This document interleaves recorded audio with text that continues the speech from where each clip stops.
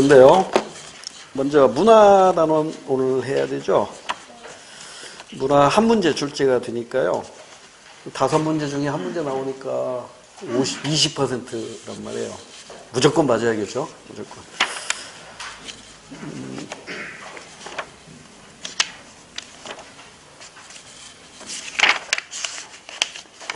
151쪽 문화의 의미와 속성. 여기서 문화의 의미는 좁은 의미의 문화와 넓은 의미의 문화 비교할 줄 알아야겠죠. 좁은 의미의 문화는 평가 대상입니다. 문명의 의미로 사용되고요. 넓은 의미의 문화는 평가 대상이 아닙니다. 우열을 가릴 수가 있는 게 아니에요. 그래서 넓은 의미의 문화는 하나의 사회를 단위로 하고 후천적 학습이 이루어져야 되고 공통된 생활 양식, 이 세 가지 조건을 갖추어야만이 넓은 의미의 문화입니다. 그래서 이런 문화는 5가지의 속성을 가지고 있다고 그랬죠. 공유성, 학습성, 축적성, 변동성, 총체성. 그리고 사례 같은 거 잘 기억해 두시라고 그랬어요.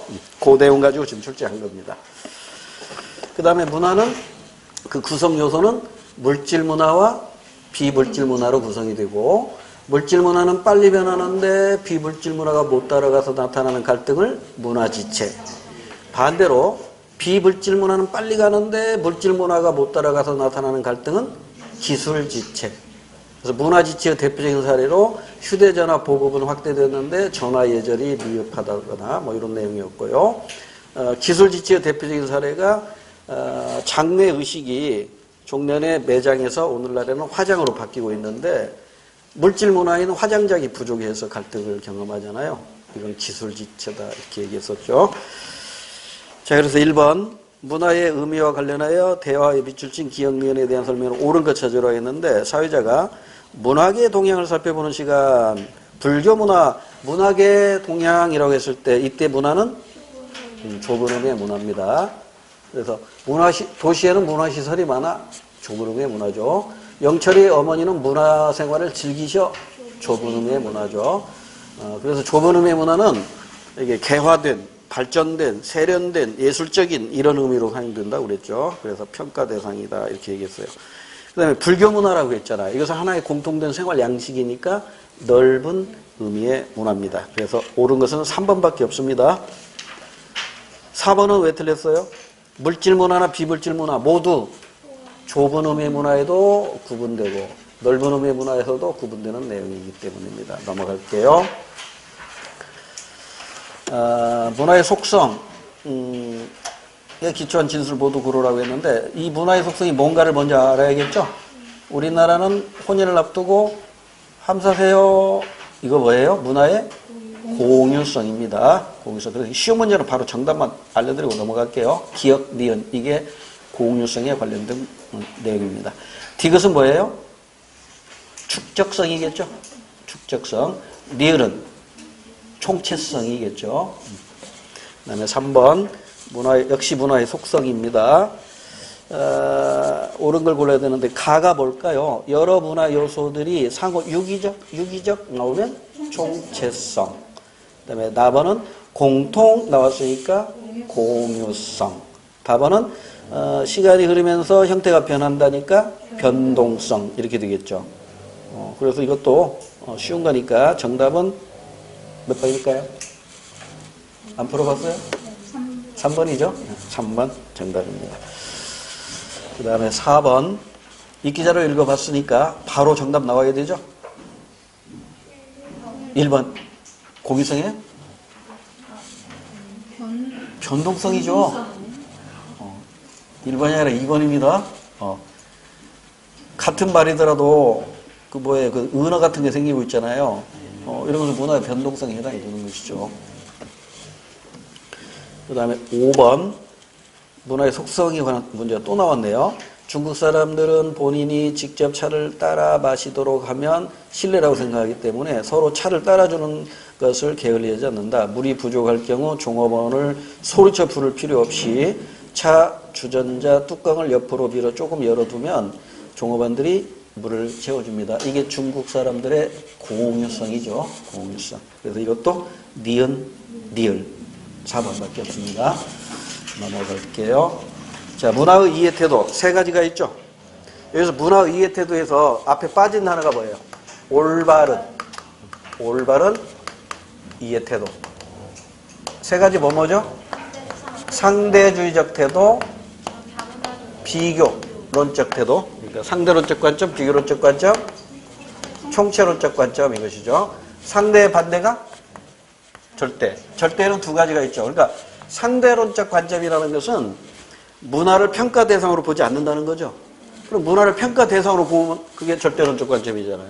평가해보니까 우리께 최고야가 자문화주의고 너네께 최고야가 타문화주의잖아요. 그러니까 이게 문화의 국수주의, 이건 문화의 사대주의라고 얘기할 수 있는 거죠. 그래서 여러분에게 장단점 다 말씀을 드렸었고요. 비교론적 관점도 이미 얘기했죠. 문화의 보편성과 특수성을 비교해가지고 타문화를 객관적으로 이해하는 거예요? 자문화를 객관적으로 이해하는 거예요? 자문화. 우리 문화를 객관적으로 이해하는 겁니다. 그래서 이게 수능에서 출제됐을 때 많이 틀리는데 문화를 비교론적 관점으로 이해하는 이유는 타문화를 객관적으로 이해하기 위해서다. 이렇게 문장이 나왔다고. 틀렸죠? 자문화입니다. 자문화를 객관적으로 이해하기 위해서 비교론적 관점이 필요한 것이죠. 그 다음에 이제 총체론적 관점은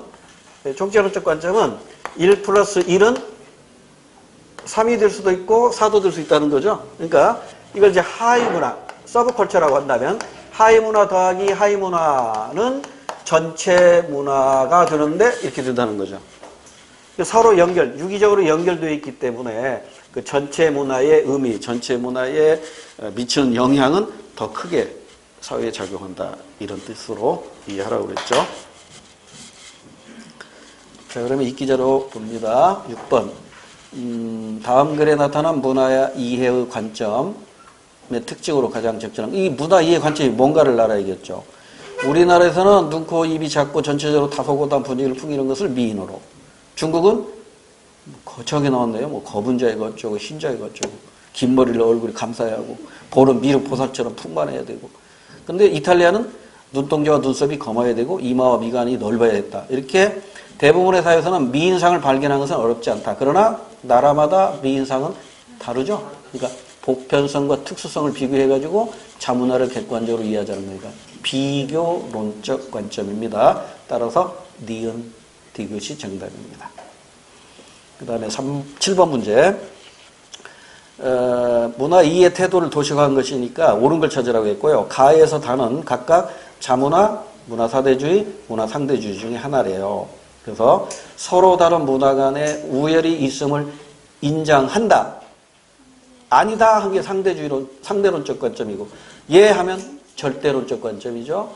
그럼 절대론적 관점은 또 둘로 나눠지는데 유래 문화를 적극적으로 수용한다. 예 하면 사대주의, 타문화주의, 나가 자문화주의 이렇게 되네요. 그러니까 이제 가가 문화 상대주의고 나가 절대론적 관점 중에 자문화주의, 다는 절대론적 관점 중에 사대주의가 되니까 4번밖에 없죠.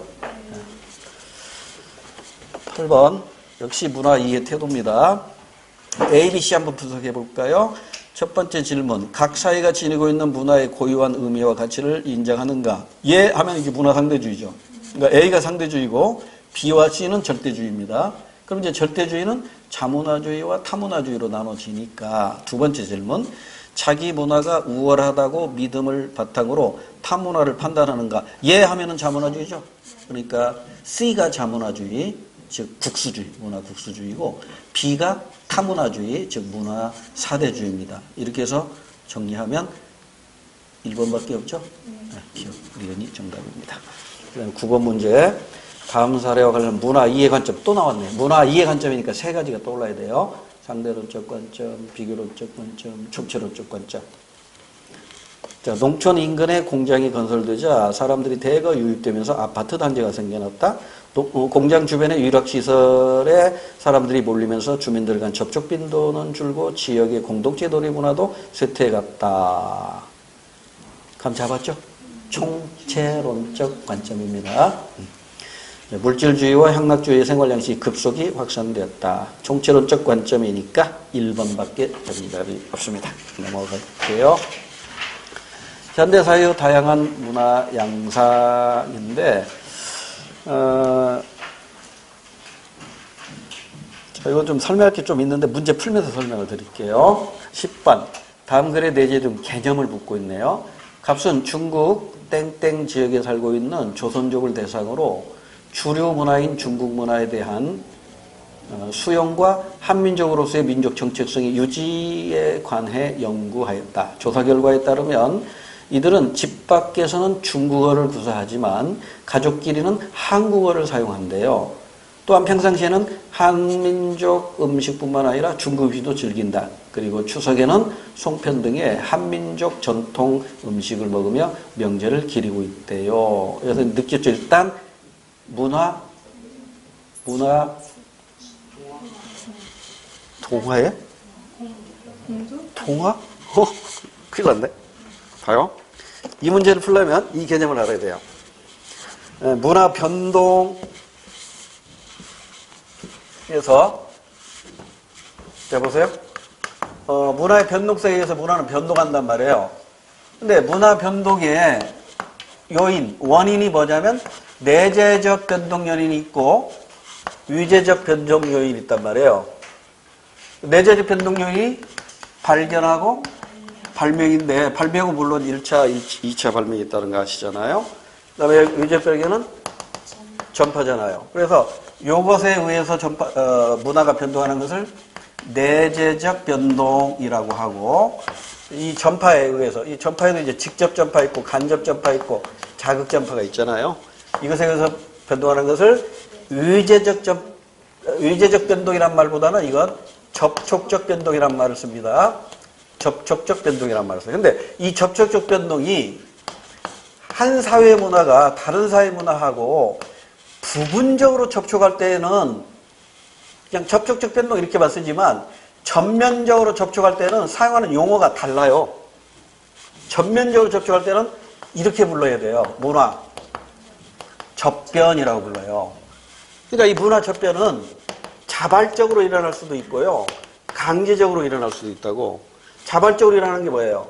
뭐 이민을 간다거나 유학을 간다거나 선교 활동을 떠나거나 이런 경우에는 자발적으로 서로 다른 두 문화가 전면적으로 부딪히는 거잖아요. 근데 이제 강제적인 경우는 이제 문제가 심각하죠.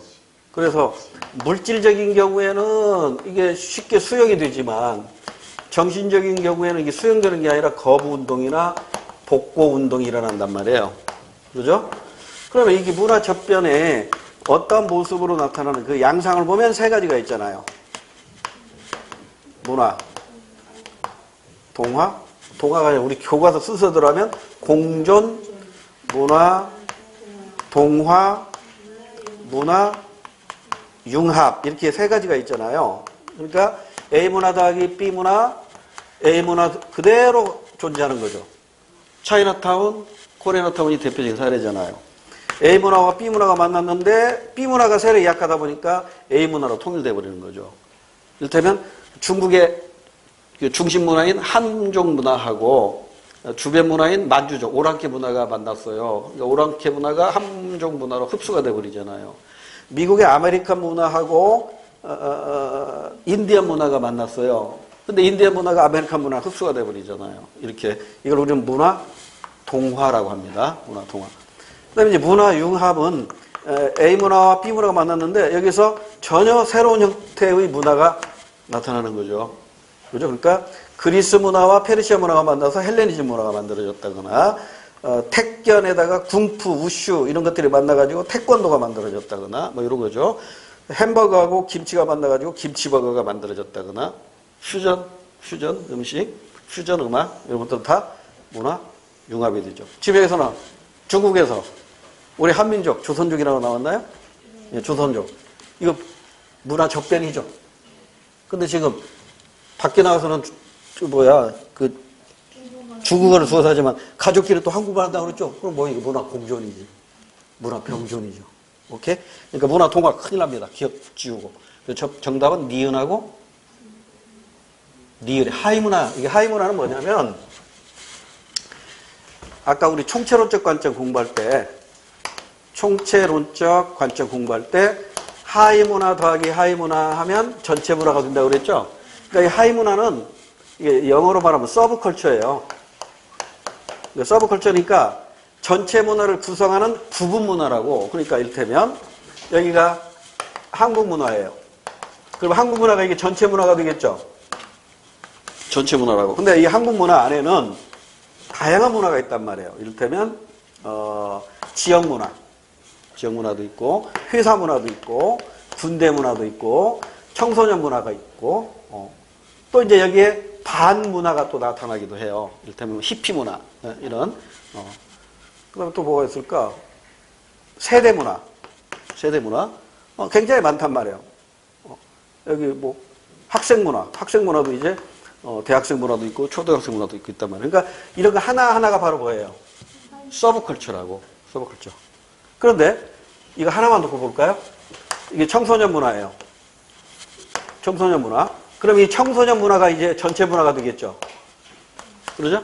그럼 이제 이 청소년 문화 중에서도 이제 초딩 문화, 중딩 문화, 고딩 문화, 대딩 문화, 재생 문화, 삼수생 문화, 장수생 문화. 그 다음에 이제 비행 청소년 문화 이렇게 등장한단 말이에요. 근데 이런 것들이 이제 또다시 하위 문화가 되는 거라고.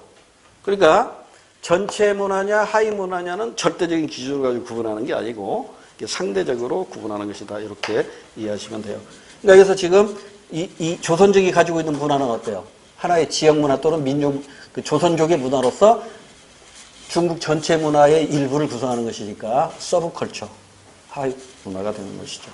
정답은 3번이죠. 그 다음에 11번. 다음 글을 통해 추론할 수 있는, 그러니까 추론 문제니까 이기자로 읽으면 바로 나옵니다. 1번이 정답입니다. 스스로 확인하셔도 되고요. 12번에 밑줄친 이것에 대한 타당한 설명을 보기 위해서 글을 해요. 이것은 일반적으로 사회의 일부 집단 구성원들 상호작용 과정을 통해서 형성된다. 비슷한 연령, 동종의 직업 집단, 동일한 종교적 신념을 가진 집단 등을 기초로 하여 그 구성원들이 의사소통하고 상호작용하는 가운데 형성된 그들만의 문화이다. 서브컬처죠? 하위 문화이기 때문에 4번 디귿 정답입니다. 그 다음에 문화 변동과 한국 문화였는데 문화 변동은 아까 이걸로 하시면 되고, 그 다음에 한국 문화. 한국 문화라고 해서 뭐 특별하게 제가 설명할 만한 건 없어요. 이 정도. 한국 문화가 전체 문화라면 서브컬처, 하위 문화로 구성이 되는데, 하위 문화 더하기 하위 문화 이퀄 전체 문화 하면 큰일 납니다. 하위 문화 더하기 하위 문화는 전체 문화의 힘이 더 크다. 부등호가 나타나야 됩니다. 그 정도로 이해하시고. 자, 이 기자로 잠깐 볼게요. 개념을 묻는 문제 같죠? 문화 변동 사례의 개념. 많은 사람들이 아파트를 선호하고 있으나 너무 급속히 보급되어 부작용도 일어나고 있다. 즉 소음으로 인한 이웃 간의 분쟁, 애완동물 사육으로 인한 피해 등이 있는데, 이는 공동주택에 대한 예절이나 질서가 미처 정립되지 못하기 때문에. 아파트라는 물질 문화는 발전했는데 공동주택에 대한 예절이 못 따라가는 거죠. 문화 지체니까 3번 아니면 4번이 정답이겠죠. 4번에 칼라하리 사막의 부시맨은 영국 성교회의 영향을 받아 크리스마스를 기념하고 있다. 부시맨은 크리스마스 선물로 이웃 부족에게 황소 한 마리를 잡아 대접함으로써 선의를 표하는 관습을 가지게 되었다. 자, 그러면 3번, 4번 중에 문화 접변일까요? 내재적일까요? 접변이죠. 영국 선교사로부터 배운 거니까 문화 접변이죠. 문화 접변 중에 자발적 접변이겠죠. 강제적 접변이 아니라. 자, 14번은 이제 수능에서 나왔던 그림인데 공부거리로 재미있게 공부할 수 있어요. 자, 문화 변동의 원인 해가지고 내재적, 유재적 이렇게 돼 있죠. 내재적에는 두 가지가 있어요. 발명하고 발견이 있겠죠. 기억해 보니까 새로운 요소를 만들었다니까 발명입니다. 이 발명은 물질적인 요소에서만 사용되는 게 아니라 정신적, 관념적인 요소에서도 발명이라는 용어를 사용한다고 그랬어요. 그러니까 인간이 신천지를 발견한 거예요, 발명한 거예요? 발명한 겁니다. 그러니까 이만희는 발명가인데 좀 잘못된 제품을 발견한 것 같아요. 발명한 것 같아요. 불교도 발명품이죠. 원불교도 발명품이죠. 불교가 1차적 발명이라면 원불교는 2차적 발명이 되는 것이죠. 그래서 발명은 이와 같이 1차적 발명, 2차적 발명 이렇게 구분하기도 합니다. 그 다음에 니은번은 새로운 요소를 찾아내는 거네요. 찾아내는 것은 발견이고 새롭게 만들어내는 것은 발명인 거죠. 그 다음에 이제 위제적 요인인데 이 위제적 요인은 전파죠. 전파는 직접 전파, 간접 전파, 자극 전파인데 자, 인간 요인과 매체 요인이 있는데 매체 요인에 의해서 만들어지는 것이 간접 전파고 인간 요인에 의해서 만들어진 게 직접 전파인데 디귿번이 그러니까 직접 전파겠죠. 근데 새로운 요소가 만들어졌다고 하니까 이건 자극 전파가 되겠네요. 그래서 디귿번은 직접 전파, 리을번은 자극 전파, 미음번은 간접 전파. 이렇게 분석이 되면 이제 정답은 쉽게 나오겠죠. 3번이 정답입니다. 동그라미 하나가 빠졌는데 땡땡이 미국에 다녀와서 미니스커트를 처음으로 소개한 것은 디귿. 직접 전파죠. 일설에 의하면 뭐 윤복희라고 하는데 진짜는 모르겠어요. 윤복희가 미국에서 활동하다가 미니스커트를 입고 한국에 들어와가지고 이것이 유행했다 뭐 이런 얘기가 있는데 이건 직접 전파죠. 됐고요. 자, 15번도 이게 수능 문제인데 이 중에 일부분이 우리 공무원 임용시험에서 출제됐어요. 이것을 일부 가지고. 그러니까 수능 유형 가지고 약간 줄여가지고 출제한다는 걸 기억하세요. 그러니까 수능 문제는 까다롭고 어렵단 말이에요. 근데 이것을 공무원 임용시험 형태로 바꾸려면은 오지선다를 사지선다형으로 바꿔야 하거든요. 그래서 수능보다는 우리 시험이 쉬워요. 쉽지만 수능 유형 가지고 출제를 하니까 그 유형을 잘 이해를 하셔야 우리 임용시험도 쉽게 풀 수가 있단 말이에요. 자, 그럼 그림을 잠깐 보시고 옳은 걸 고르라고 했어요. 지금 각국과 글국이 교류를 하는데 자, 동그라미는 의복문화고 마름모는 음식문화고 네모는 주거문화인데요. 이게 갑국만 먼저 한번 볼까요? 갑국은 동그라미, 네모, 마름모, 세모 그대로 존재하면서 마름모 안에 작은 마름모가 하나 있죠. 이게 문화융합이죠. 그러죠? 그러니까 각국은 자기 문화를 그대로 지켜가면서 문화융합이 나타나고 있어요. 을국은 뭐냐면 각국과 교역했는데 자국 것은 마름모 하나만 남았네. 음식 문화 하나만 남았고 나머지는 전부 어떻게 됐어요? 갑국의 문화로 바뀌었죠. 문화 동화가 나타났다. 이렇게 이해하시면 돼요. 그래서 맞는 것은 몇 번? 2번밖에 없죠. 2번이 정답입니다. 자, 16번. 역시 수능 기출 문제인데요. 우리나라 결혼식에서 신랑과 신부는 서양식 예복을 입고 식을 올리고요. 패백을 들 때는 전통 한복을 입는 경우입니다. 이거 문화 공존일까요? 문화 융합일까요? 이게 다툼이죠. 이게 문화 공존이냐 융합이냐 이걸 다투는 근거가 되는 게 그 견해의 기준이 되는 구분하는 기준이 무엇이냐 이걸 묻는 거예요. 그러니까 문화 공존이면 각각 서로 문화가 존재하는 것이죠. 그럼 문화 융합이면 여기서 새로운 형태의 문화가 생긴 거란 말이에요. 그럼 정답은 2번입니다. 여담입니다만 서양의 결혼 예식은 신랑은 검정색 신사복을 입고 또는 뭐 턱시도인가요? 신부는 하얀색 드레스를 입죠. 혹시 거꾸로 신랑이 하얀색 턱시도를 입고 신부가 검정색 드레스를 입고 결혼식하는 광경은 보신 적 있나요? 없죠. 이상하게 남자는 검정색 턱시도, 여자는 하얀색. 그래서 제가 예전에 퀴즈를 냈었죠. 검정색 더하기 하얀색은 회색이고 이 회색에다가는 빨간색이 들어가도 회색입니다. 파란색이 들어가도 회색입니다. 어떤 색이 들어가도 이 회색은 변질을 시키지 못한대요. 그래서 서양에서는 남자와 여자 극과 극이잖아요. 검정색과 하얀색인데 이게 만나서 회색이 되니까 여기서 다른 세력이 이 두 부부 간의 관계를 깰 수 없다. 이런 의미로 검정색 예복하고 하얀 드레스를 입는데요.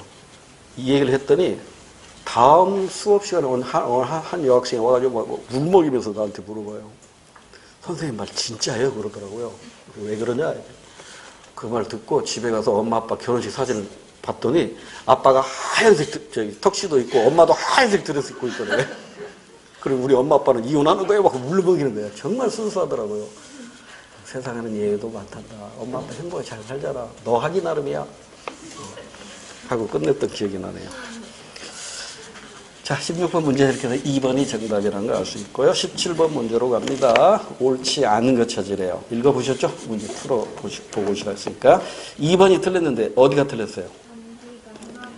니은, 국수는 우리 식문화에 빠르게 정착했지만 이게 단기간에 변동이 일어난 개혁이 아니라 자연적이고 뭐라고 해야 돼요? 자연적이고 서서히 이루어진 문화의 진화에 해당되는 것이지 문화 개혁은 아니죠. 나머지는 다 맞는 얘기입니다. 넘어갈게요. 일단 18번 이제 문화 융합에 관한 얘기 나왔네요. 문화 접변에서 A가 가가 뭐예요? 문화 융합. 나가 문화 동화. 다가 문화 공존입니다. 그래서 옳지 않은 것은 2번밖에 없습니다. 더 설명 안 해도 되겠죠? 쉬운 거 그냥 빨리빨리 넘어가게요. 그 다음에 19번. 어느 신문의 여론 광장에 실린 글인데 필자가 비판하고 있는 현상을 지칭하는 개념으로 적절한 것. 자, 무엇을 비판하려고 이 글을 썼을까? 나는 3년에 걸쳐 나뭇가지를 바로 톱밥으로 만들 수 있는 기계를 개발하여 특허까지 받았다. 그래서 이 기계로 작업을 하기 위해 구청에 재활용 업체로 허가를 받으러 갔는데 담당 공무원은 관련 규정이었기 때문에 허가를 내줄 수 없다고 했다.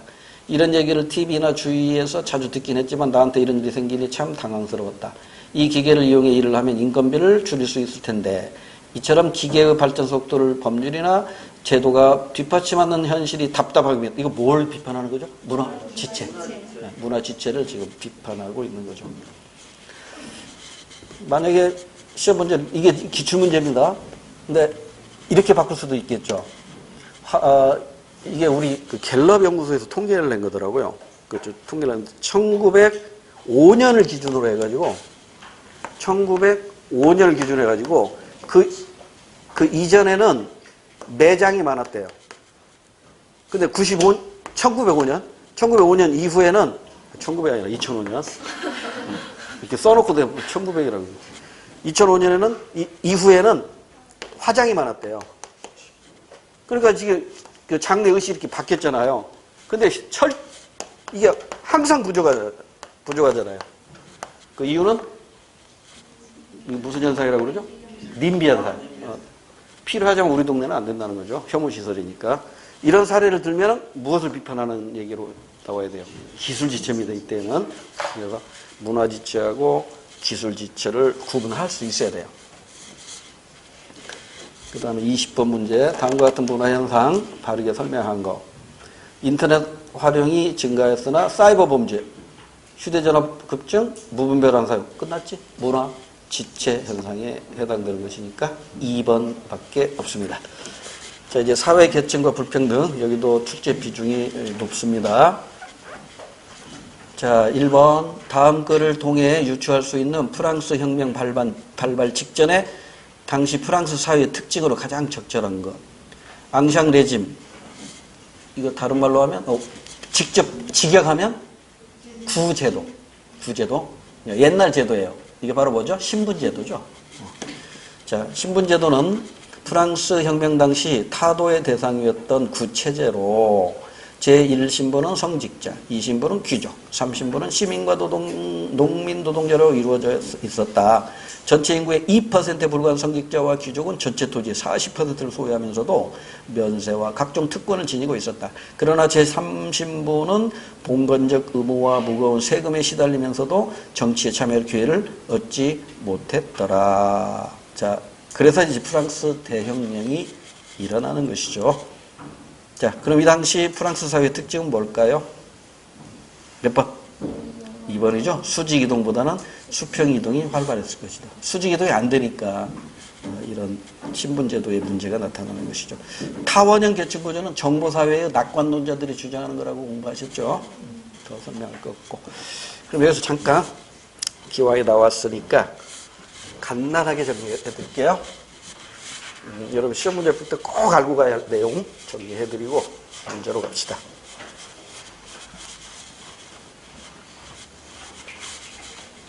제가 수업 시에는 자세히 했으니까 여러분 복습한 의미로 쭉 따라와 보세요. 이 사회 불평등 현상을 다른 말로 뭐라고 해요? 사회 계층 현상이라고 그러죠? 사회 불평등 현상이요. 사회 계층 현상이라고 해요. 그 원인이 있죠. 원인이 두 가지가 있죠. 하나는 출신과 능력이 달라서, 또 하나는 사회적 희소가치에 불공평하게 분배하기 때문, 이거잖아요. 자, 그럼 이제 따라오세요. 출신 때문에 불평등 현상이 나타난다. 이건 기능론자의 주장이에요? 갈등론자의 주장이에요? 그렇죠. 한 번 흑수저는 영원한 흑수저.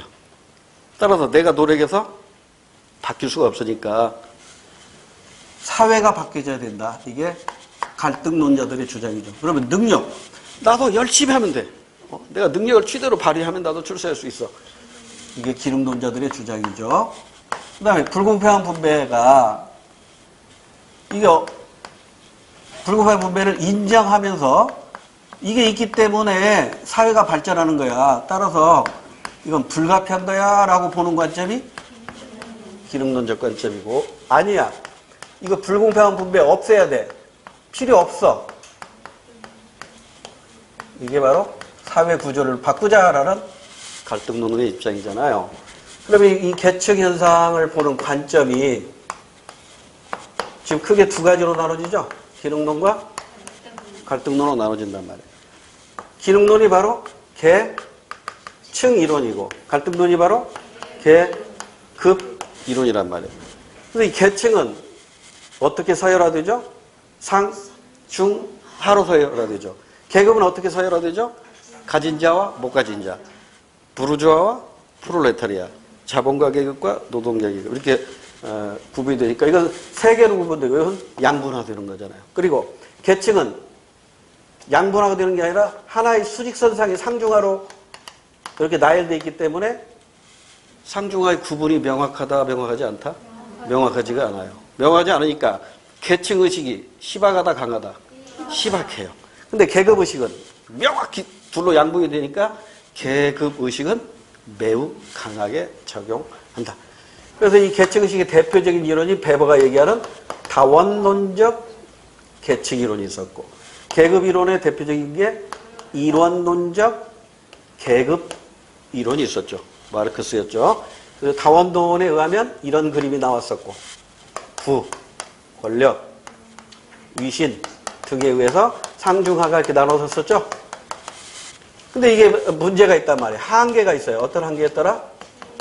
지위 불일치가 나타날 때, 지위 불일치. 지위 불일치가 나타날 때는 이 이론을 적용할 수가 없다고 그랬죠. 그 지위 불일치로 예전에 기출문제로 대표적인 사례로 그 새빵 사는 교수가 나왔었죠. 새빵 사는 교수니까, 새빵 사니까 경제적으로 하류층이라고. 근데 교수니까 사회적으로 상류층이라고. 그럼 이거 상류층으로 해야 돼요? 하류층으로 해야 돼요? 아니면 그냥 평균 내가지고 중산층으로 할까요? 이거 말이 안 되잖아. 그래서 이 지위 불일치 때는 적용이 불가능하다는 거. 그 다음에 이제 이론론은 이 부와 권력이 항상 같이 다니는데, 생산수단, 그러니까 경제적 요인이죠. 생산수단. 그러니까 농경사회에서 생산수단은 토지인 거고, 자본주의에서 생산수단은 자본, 공장과 같은 자본. 정보사회에서 생산수단은 정보겠죠. 이걸 가졌냐 못 가졌냐 가지고 구분하는 거잖아요. 극소수 가진 자를 우리가 자본가 계급, 대다수 가지지 못한 자를 노동자 계급, 이렇게 얘기하는 거죠. 그러니까 이것도 한계가 있죠. 문제점이 있죠. 다원화된 사회에서는 적용할 수 없다는 것이죠. 그죠? 이런 내용을 정리했으니까 이걸 기초로 해서 1번 문제 했고, 2번 문제. 사회 불평등 현상을 바라보는 가벌의 관점. 이제 관점이네요. 기능론 아니면 갈등론이겠죠. 자, 뉴스. 각국 기업 CEO들의 평균 보수는 일반 근로자의 475배인 것으로 나타났습니다. 최고 경영자라면 저 정도 보수를 받을 만해. 그만큼 중요한 일을 하고 업무 성과도 일반 근로자에 비해 높으니까 열심히 일하면 자기 보수 받는다는 거죠. 기능론입니다. 기능론. 그럼 당연히 갈등론이겠죠. 실제로 회사의 이윤 창출에 기여하는 것은 근로자들이다. 다만 지금의 이윤 분배 체계가 최고 경영자들에게 절대적으로 유리해서 근로자들이 정당한 모습을 빼앗기는 거야. 따라서 이거는 이러한 분배제도 바꿔야 돼. 뒤집자. 갈등 논자입니다. 그래서 정답은 2번밖에 없죠. 기억변하고 디귿변. 넘어가서 자, 이게 3번 문제가 많이 틀렸던 수능에서 이게 오답률이 높았던 문제인데 여러분은 가나보다 다를 이해를 잘 하셔야 돼요. 다 그림이 틀리기 쉬운 겁니다. 일단 가번을 볼게요. 사회 계층화 현상은 사회적 희소 자원이 구성원들의 자질과 노력에 따라 다르게 분배됨으로써 나타나는 당연한 결과이다. 기능론이죠. 자, 그러니까 아래 그림 가 옆에다가 기능론 이렇게 써 놓으시고, 나번.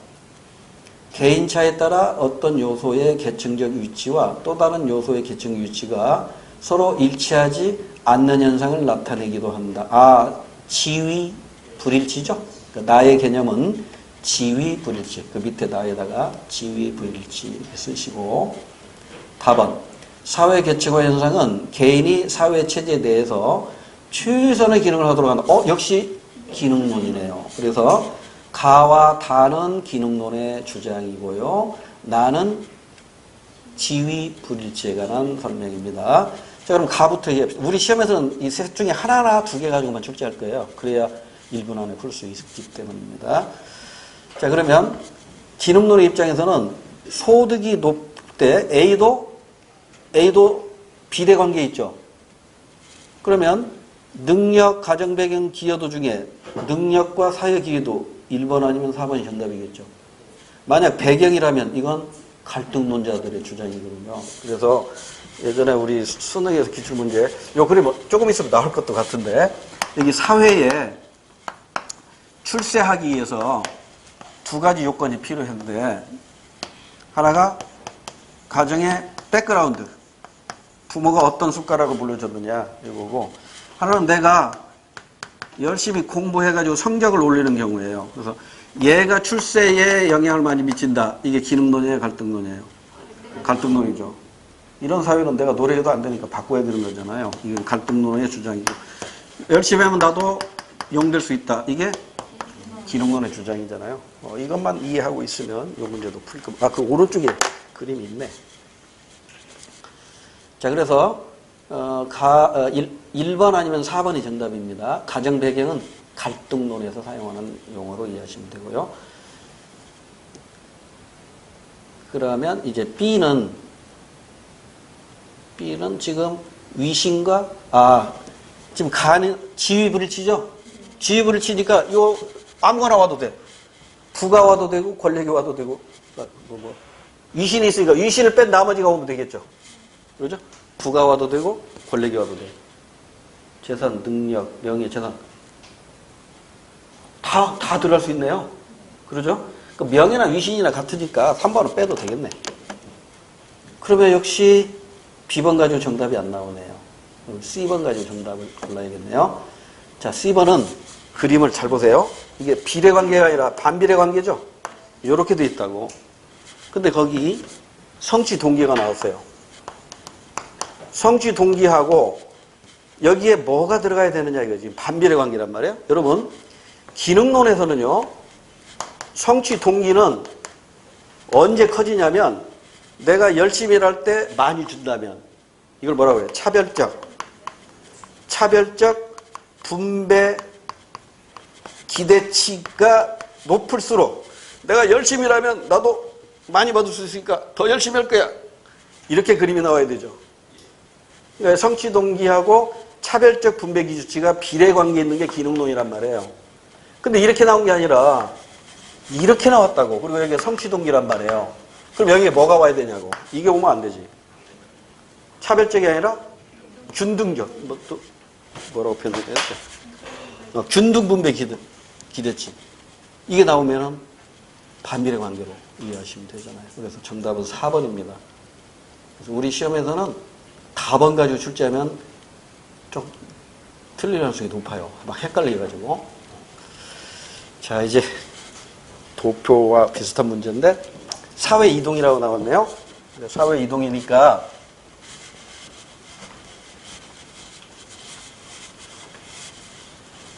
우리가 이론 정리할 때 사회 이동을 어디쯤에서 공부했는가 한번 머릿속에서 칠판에다 메모했던 걸 한번 그림을 연상시켜 보세요.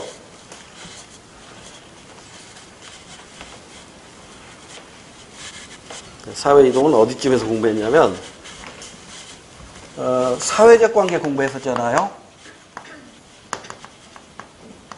이 사회적 관계 속에서 지위라는 게 생기고 여기에 기대되는 행동 양식, 역할이라는 개념이 등장하고 이 역할에 대해서 구체적인 행동, 이걸 뭐라고 하죠? 역할, 행동. 그 다음에 또 하나가 이 역할의 충돌이 나타날 때 이걸 뭐라고 해요? 역할, 갈등인데 이게 또 두 가지가 있었죠? 역할, 모순하고 역할 긴장하고. 그러니까 역할 모순은 둘 이상의 지위에 따른 역할 충돌. 그러니까 사례를 많이 알아두는 게 좋다고 그랬죠. 여기 기출문제 사례를 보면 윤비 엄마, 동시에 공무원. 근데 윤비가 병원에서 수술 받도록 예약이 됐는데 예약된 날 출장 명령을 받았단 말이에요. 그러면 엄마로서의 지위와 공무원으로서의 지위 간의 역할이 충돌이 되잖아요. 그죠? 이게 역할 갈등 중에 역할 모순이라고. 그러니까 지위가 지금 두 개의 지위가 나왔잖아요. 두 개의 지위가 충돌했잖아요. 근데 역할 긴장은 하나의 지위라고, 이건. 그러니까 검사가 구형을 할 때 사형을 구형할 수도 있고 무기징역을 구형할 수도 있잖아요. 판사가 선고할 때 사형을 선고할 수도 있고 무기징역을 선고할 수도 있잖아요. 이것은 지위는 하나인데 이게 어떻게 내가 그 역할을 할 것이냐. 이건 역할 갈등 중에 역할 긴장입니다. 그 다음에 이제 요거 같은 걸 출제했었어요. 경찰관이면서 이 사람은 엄마 아빠의 아들이겠죠. 그 단속을 했는데 엄마야. 그럼 딱지를 떼야 되느냐 말아야 되느냐 이거잖아요. 그래서 경찰관이 경찰복을 입는 이유가 경찰관으로서의 역할을 성실히 수행할 수 있도록 하기 위해서 경찰은 경찰복 입는 것이고 군인은 군복 입는 거라고 소개했었죠. 그러면 여기에서 윤미엄마는 귀속주의예요, 성취주의예요? 성취주의죠. 공무원은 성취주의. 경찰관은 성취주의. 아들은 귀속주의라고. 그런데 이걸 가지고 이제 살짝 시험을 낼 때 윤미엄마와 공무원의 관계 쭉 서술하면서 이 경우는 성취주의 간의 역할 갈등이다. 맞죠? 근데 성취주의와 귀속주의 간의 역할 갈등이다 하면 이건 틀린 거라고. 성취주의 간의 역할 갈등이다. 틀린 거예요. 성취주의와 귀속주의 간의 역할 갈등 또는 역할 모순이라고 해야겠죠. 역할 긴장하면 틀려요, 이거. 검사의 구형이나 판사의 선고는 성취주의 간의 역할 모순이다. 틀려요. 역할 모순이 아니라 역할 긴장입니다. 긴장. 그 정도 이해하시면 되고. 자, 그 다음에 이 지위가 이동하는 것이 사회 이동이란 말이에요. 지위가 움직이는 것이 사회 이동. 이게 다음 페이지부터 이제 문제가 나오기 시작하는데, 이 사회 이동의 유형이 다양하다고요. 세 가지로 요약이 되죠. 먼저 방향에 따라서 어떻게 돼요?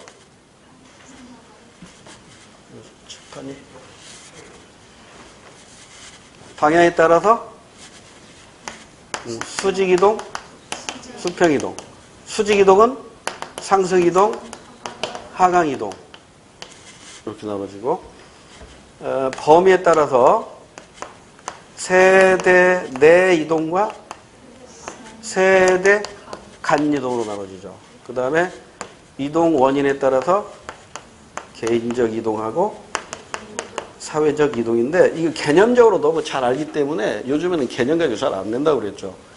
그래서 최근에 출제는 이게 도표 분석 문제로 예하고를 많이 묶어서 도표 분석 문제를 냅니다.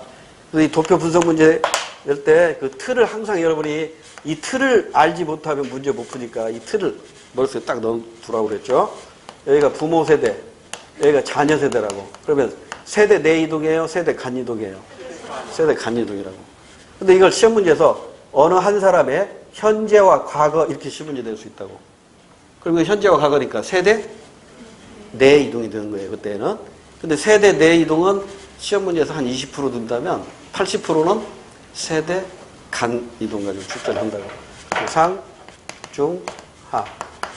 상, 중, 하. 이렇게 된다고요. 그러면 이게 뭐예요? 대각선. 다 합치는 게 100이 나오겠지. 이 대각선이 바로 뭐예요? 계층, 세습. 다른 말로는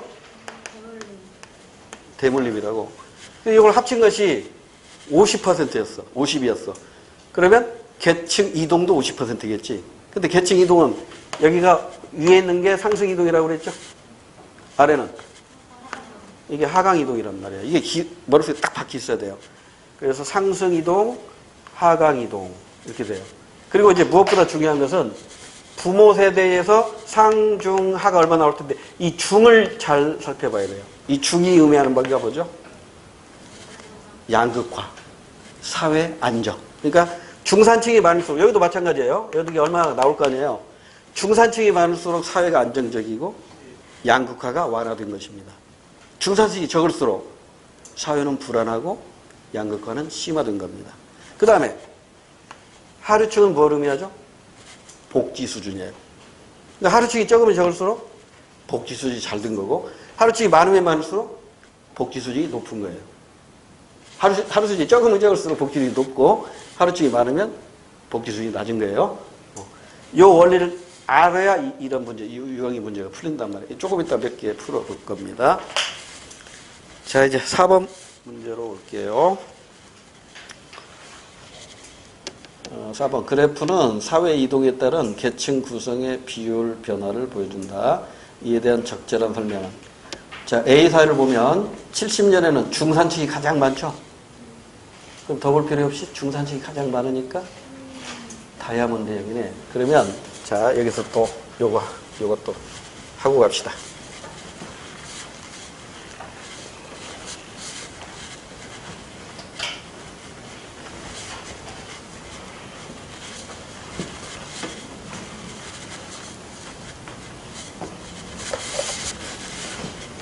그래서 지위가 변하는 걸 사회 이동이라 한다고 그랬죠. 자, 이번에는 사회 이동을 국가에서 제도를 만들어서 또는 법을 만들어 가지고 이걸 금지하는 사회가 있고 이걸 인정하는 사회가 있겠죠. 사회 이동. 이 금지하는 사회가 바로 폐쇄 사회겠죠. 이걸 폐쇄적 계층 구조라고 합니다. 인정하는 사회를 개방적 계층 구조라고 합니다. 그럼 폐쇄적 계층 구조니까 상중하를 구분했을 때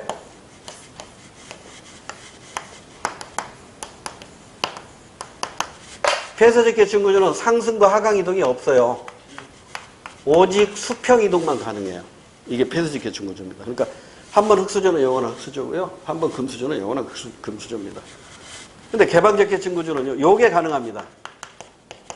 상승 이동과 하강 이동이 가능해요. 이게 개방적 계층 구조죠. 그러니까 여기서 이제 여러분이 조심해야 할 것은 피라미드형이라는 게 있고 다이아몬드형이라는 게 있어요. 피라미드형은 뭐가 가장 많아요? 하류층이 많아요. 이 얘기는 무슨 얘기죠? 복지가 가장 떨어지는 사회다 이런 얘기예요. 다이아몬드형은 중산층이 가장 많아요. 이 얘기는 사회 구조가 안정되어 있으면서 복지 수준이 높다라는 얘기예요. 그래서 이게 모양에 따라서 이걸 피라미드형이라고 해요. 이걸 다이아몬드형이라 해요. 다이아몬드형. 이건 무엇을 기준으로 구분한 거죠? 계층 구성 비율이죠. 계층 구성 비율로 구분한 거예요. 그러면 계층 구성 비율이 현실적으로는 이렇게 나타납니다. 그런데 이론적으로는 이렇게 나타날 수도 있고 이렇게 나타날 수도 있어요. 이론적으로 이게 뭐예요? 상, 중, 하가 똑같은 거예요. 이건 상, 중, 하가 구별이 없어요. 다 똑같은 거예요. 이건 비율이 똑같은 거고요. 이건 상중하 구분이 없이. 이걸 우리는 완전 평등형이라고 해요. 이걸 완전 계층형이라고 해요. 다이아몬드형을 부분 평등형이라고 해요. 그러니까 시험 문제에서 어떻게 표현할지 모르니까 같이 알아두세요. 피라미드형은 부분 계층형이라고 해요. 그러니까 이 두 가지는 이론적으로 존재하는 거예요. 이 두 가지는 현실적으로 존재하는데 어떤 사회에서 존재하냐면 요건 대부분의 신분사회, 즉 농경사회에서 존재해요. 요건 산업사회에서 존재하는 거예요. 자, 이제 여기서 틀리기 쉬운 내용이 나옵니다. 폐쇄적 계층구조는 피라미드형이다. OX. 이거 조심해야 돼요. 자, 피라미드형은 신분사회에서 나타난다. O. 신분사회에서는 피라미드형이다. O. 그러죠? 근데 요것만 조심하면 된다고 그랬어요. 폐쇄적 계층구조가 피라미드형이다. 이거 틀린 거고, 개방적 계층구조는 다이아몬드형이다. 이것도 틀린 거예요. 다이아몬드형은 산업사회에서 나타난다. 맞아요. 산업사회는 다이아몬드형이다. 맞아요. 그런데 이건 잘못된 거예요. 그러니까 다이아몬드형은 개방적 계층구조에서 해당된다. 맞아요, 틀려요? 이건 맞아요. 그러니까 개방적 계층구조는 다이아몬드형이다. 이 자체가 틀린 거예요. 왜냐하면 이걸 지금 모르잖아요. 상승이동 하강이동 있는지 없는지 모르잖아요. 그러니까 피라미드형이더라도 개방적 계층구조일 수도 있고 폐쇄적 계층구조일 수도 있다고. 신분사회는 이게 폐쇄사회잖아요. 산업사회는 이게 개방사회잖아요. 그러니까 산업사회는 다이아몬드형이다. 이건 맞는 얘기잖아요. 다이아몬드형은 개방적 계층구조. 이거 맞는 얘기라고. 다이아몬드형 산업사회니까. 그러니까 요것만 틀리다는 거, 잘못 표현한 거라고만 이것만 조심하면 돼요. 그 다음에 이게 신분사회에서 산업사회로 발전하죠. 그 다음 산업사회 이후에 등장하는 게 뭐예요?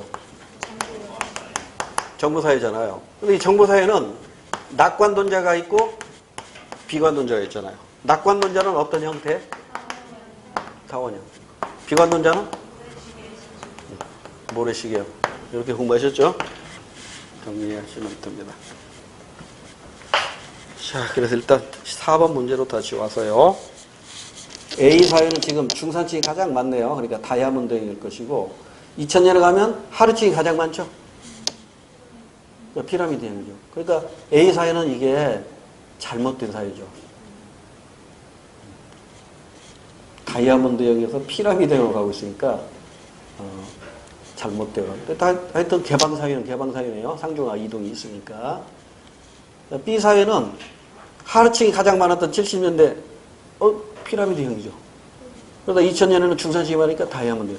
B사회가 바람직하게 방향이 바람직하다 이렇게 얘기할 수 있죠. 그래서 1번 A는 폐쇄적 계층구조. 여러분 지금 피라미드나 다이아몬드에서 피라미드 이렇게 바뀌었잖아요. 바뀌었으니까 이건 개방사회지 폐쇄사회가 아니잖아요.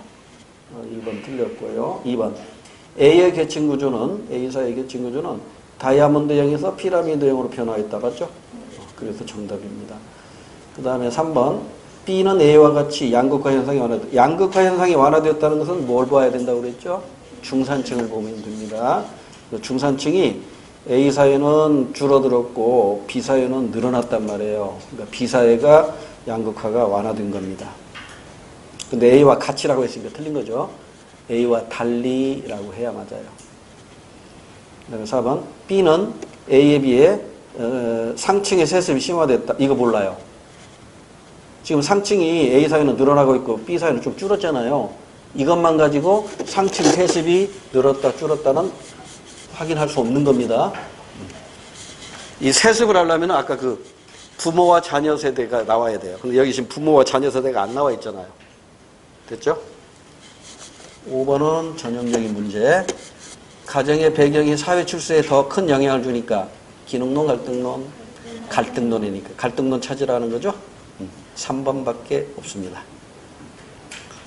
그 다음에 사회 이동과 계층 구조 금방 설명드렸던 내용이니까 바로 문제로 가서 다음 글에 나타난 사회 이동의 유형. 온달은 나라에서 유명한 바보였다. 그러나 평강공주와 결혼한 바보 온달은 평강공주의 내조로 인해 열심히 공부해서 훌륭한 장군이 되어 나라를 구하는 영웅이 되었다.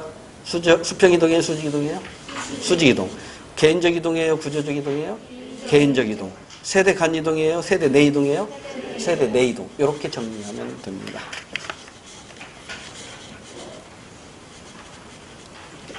자, 드디어 표가 나오기 시작합니다. 자, 이해를 돕기 위해서 기초시만 칠판에 그려놓고 설명을 드릴게요.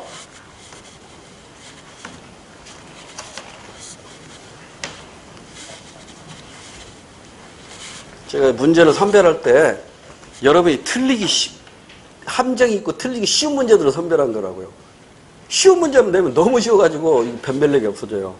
남들 맞는 문제 여러분도 맞을 수도 있어요. 근데 남들 틀리는 문제 여러분도 같이 틀리면 안 되잖아요. 남들 틀릴 때 여러분 맞으라고 그런 문제들을 지금 선별해 놓은 것이기 때문에 조금 여러분들한테 어렵게 느껴질 수도 있어요. 그렇지만 이런 문제들에 자꾸 접해봐야 그 함정이 안 빠진단 말이에요.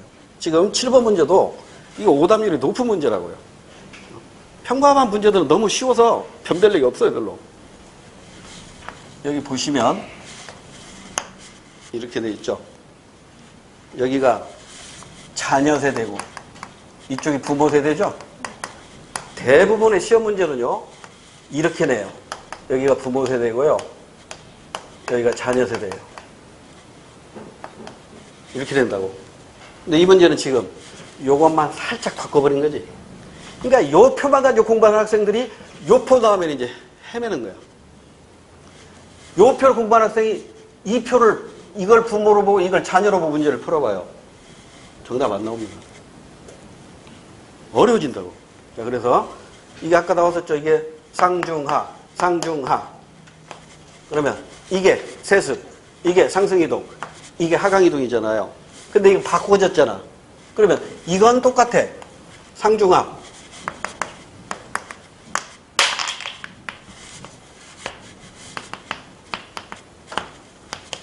이건 세습이 맞아요.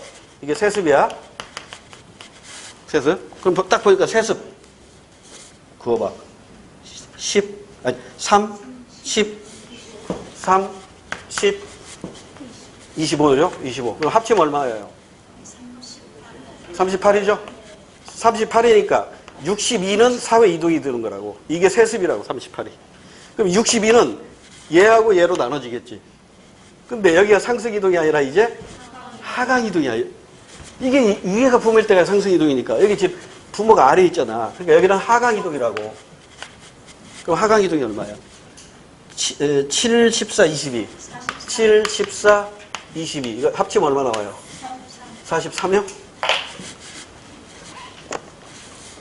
43이 이게 하강 이동이라고. 그럼 62에서 43을 빼봐. 그럼 얼마 나와? 그게 여기겠지. 3, 4, 12. 3, 4, 12. 이게 상승 이동이겠죠. 이게 상승 이동인데, 상승 이동이 19. 그래서 얘하고 얘가 합쳐서 62가 나와요. 요 분석이 되어야 푸는데. 그런데, 그 다음에, 여기 지금 자녀는 상중하 중에 어떻게 돼 있어? 자녀가 10, 29, 61. 10, 29, 61이야. 자, 중산층이 자녀는 29예요. 자녀가 이게 참 복지가 안 되는 세대네. 그러죠? 근데 지금 부모 세대가 24, 35, 24, 35, 41이라고. 그러니까 이거, 여기도 피라미드형이야. 그런데 중산층을 놓고 보니까 중산층이 부모 세대가 더 많아. 그러니까 부모 세대가 사회적으로 더 안정적이었어. 그리고 부모 세대가 하루층도 적어. 그러니까 부모 세대가 복지도 더 잘 된 거야. 그러니까 자녀 세대가 쌍코피 터진 거야, 이게. 그래서 자녀들이 이제 부모들한테 반항하는 거지. 아빠 세대 빨리 물어놔라. 우리가 이래야 돼. 지금 오늘날 그러고 있잖아요. 이렇게 분석하시면 돼요. 자, 그러면 1번으로 옵니다. 부모 세대의 계층 구조가 자녀 세대의 계층 구조보다 안정적이다. 뭘 보면 된다? 중산층만 보면 돼요. 29하고 35하고 부모가 35로 더 크잖아요. 끝났잖아요. 2번은 왜 틀렸을까요? A국은 세대대 이동이 세대 간 사회 이동보다 활발히 일어나고 있다. 몰라요. 세대 간 이동은 여기 지금 그래프로 도표로 나와 있지만 세대 내 이동은 알 수 없잖아요. 세대 내 이동은 알 수 없다. 3번. A국의 자녀 세대보다 부모 세대에서 사회 불평등이 더욱 심화되었을 것이다. 이거 중산층 보면 안다고 그랬죠? 사회 불평등이 심화될수록 중산층이 줄어드는 것이니까 자녀 세대보다 부모 세대가 아니라 부모 세대보다 자녀 세대에서 중산층이 줄었으니까 사회 불평등이 더 심화되었다. 말을 바꾸면 양극화가 더 심화되었다. 이렇게 얘기할 수 있어요. 4번도 틀렸겠죠? 어디가 틀렸나요? 자녀 세대의 계층 구조는 근대 이후에 자주 나타났던 계층. 근대 이후니까 이건 산업혁명 이후니까 다이아몬드형이라고 해야 됩니다. 우리가 보통 전통사회, 농업사회에서는 피라미드형 형태가 나타나고요. 산업화 이후, 산업혁명 이후, 근대 산업혁명 이후에는 다이아몬드형이 나타납니다. 자, 8번. 자, 8번 문제도 우리 시험에서는 이렇게 ABCD 4개 가지고 출제하면 시간이 너무 많이 걸려서 안 나와요.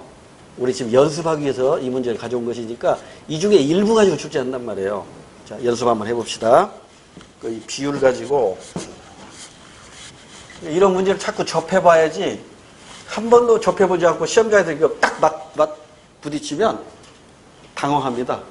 그 당황해서 좀 간이 커가지고 대범하게 에이 이거 하나 틀려버리지 이렇게 하면 괜찮은데 남들 다 푸는데 나만 못 푸는 거 아니야? 하면서 이제 초조해지고 긴장하게 되면 다음 문제도 안 보입니다. 그래서 시험장에서 자기 실력을 제대로 발휘하는 사람은 누구냐면 여유가 있고 자신감 있는 사람이 자기 실력 제대로 발휘해요. 그러니까 여유 있는 사람은 연습 문제를 많이 풀어본 사람들입니다. 연습 문제 많이 풀어보면 어떤 문제는 한 번씩 접해봤거든요. 그래서 자신감이 생겨. 근데 이제 부분적으로만 공부하는 학생들은 처음 보는 문제 탁 덜컥 부딪히는 순간 속이 콱 막혀버리죠. 그러면 이제 그 다음 문제도 안 풀리는 거예요. 여러분이 못 푸는 문제는 아무도 풀 사람이 없다. 이 정도 자신감을 가져야 된다고. 내가 못 풀어? 그럼 이거 아무도 못 푸는 거야.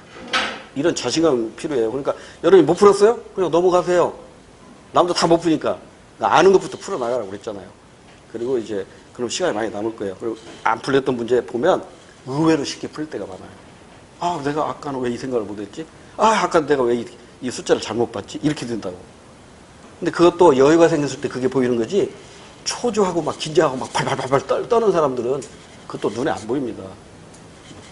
그래서 지금 한 30년 이상을 재수생 애들하고 같이 동고동 나가다 보니까 심지어 이런 애들도 있어요. 이게 마킹을 하는데 손이 떨려가지고 마킹을 못 하겠다는 거야. 소심해가지고. 막 시험장에서 막 긴장되니까 손이 덜덜덜 떨려가지고 안 되는 거야. 그래가지고 저기 한의원을 가가지고 진단을 받았더라고요. 또 양의원 가서 진단을 받았더라고. 한약도 먹고 시험 당일에 우황청심환도 먹고 이렇게 가서 시험 보더라고요. 근데 한 번 실수한 애가 있어. 처방을 안 받고 자기가 직접 우황청심환 하나를 꿀꺽 먹고 갔어요. 그러니까 1교시, 2교시 잘 봤대요. 근데 3교시부터는 시험 보기가 싫더래요. 축 쳐져버린 거예요. 용량을 오버한 거예요. 우황청심환. 한 번도 안 먹어본 놈이 하나를 다 먹고 갔으니. 그러니까 이것도 용량이 필요합니다. 적당히 먹어야 되지.